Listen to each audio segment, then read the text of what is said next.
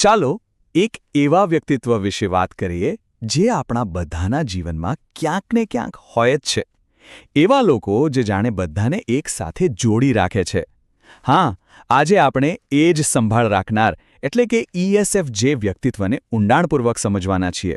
કલ્પના કરો એવી વ્યક્તિની જે કોઈ પણ ગ્રુપ કે પરિવારનું જાણે કેન્દ્રબિંદુ હોય અને એમના વગર તો જાણે બધું જ અધૂરું લાગે. એ જ લોકો જેમને બધાના જન્મદિવસ યાદ હોય, જેમને મદદ માટે કહેવું ન પડે અને જેમને પરિવારની સતત ચિંતા રહેતી હોય. એમનું કામ જ એ છે કે નાની નાની વાતોનું ધ્યાન રાખીને એ ખાતરી કરવી કે બધા એકબીજા સાથે જોડાયેલા અને સુરક્ષિત અનુભવે. એમની તો બસ એક જ ઈચ્છા હોય છે કે બધા ખુશ રહે. લડાઈ ઝઘડા તો એમને બિલકુલ પસંદ નથી. સંવાદિતા, બસ એ જ એમનો મુખ્ય ઉદ્દેશ્ય છે.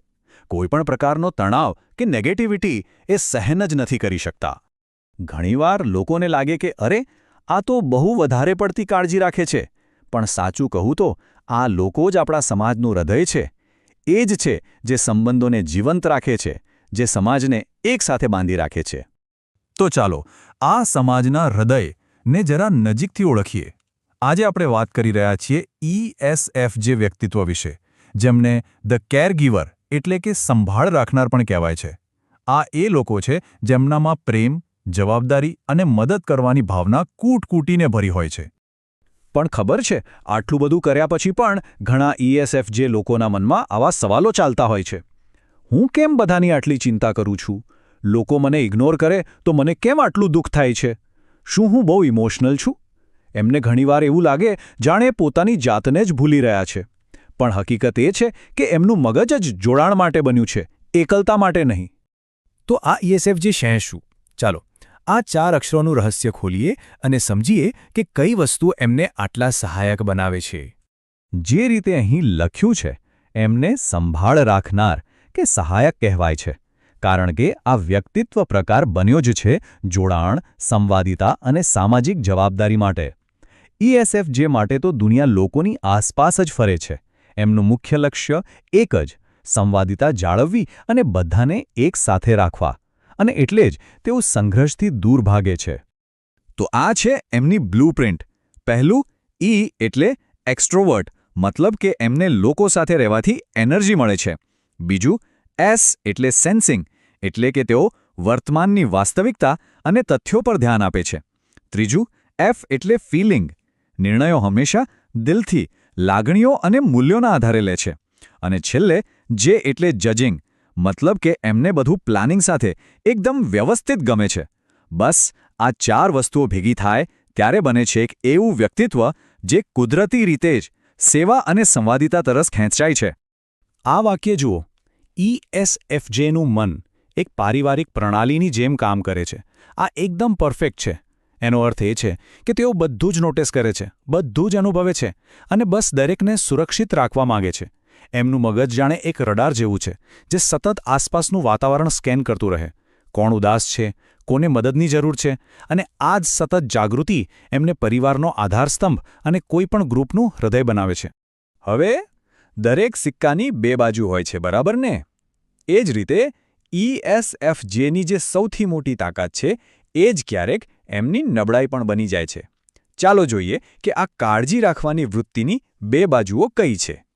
એમની શક્તિઓની વાત કરીએ તો તેઓ કાળજી રાખનાર અને મદદરૂપ હોય છે. એકદમ જવાબદાર અને વફાદાર.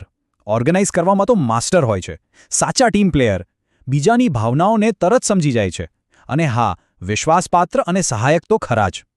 આ બધા ગુણોને લીધે જ તેઓ જીવનમાં એક હૂંફ અને સ્થિરતા લાવે છે. ટૂંકમાં, એવા લોકો જેમના પર આંખ બંધ કરીને ભરોસો કરી શકાય. પણ આ જ કાળજી રાખવાની વૃત્તિની બીજી બાજુ પણ છે. જેમ કે તેઓ ક્યારેક વધુ પડતા સંવેદનશીલ બની જાય છે. એમને સતત પ્રશંસાની જરૂર પડે છે. કોઈ ટીકા કરે તો તરત દુઃખ લાગી જાય છે. ચિંતા પણ બહુ કરે છે. અને સૌથી મોટી વાત, ના કહેતા બહુ અચકાય છે. આ બધાના ચક્કરમાં તેઓ ઘણીવાર પોતાની જરૂરિયાતોને જ અવગણી દે છે.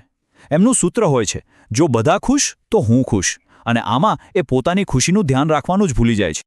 તો સવાલ એ છે કે ESFJ જેવા લોકો કઈ જગ્યાએ સૌથી વધુ સફળ અને ખુશ રહી શકે? ચાલો એમની કારકિર્દી અને સંબંધો માટે કેવું વાતાવરણ બેસ્ટ છે એ જોઈએ. કારકિર્દીની વાત કરીએ તો ESFJ માટે લોકો સાથેનું જોડાણ ઓક્સિજન જેવું છે. એટલે જ એવા કામ જેમાં લોકોની સેવા હોય, જેમ કે શિક્ષક, નર્સ, કાઉન્સેલર, એમના માટે એકદમ પરફેક્ટ છે.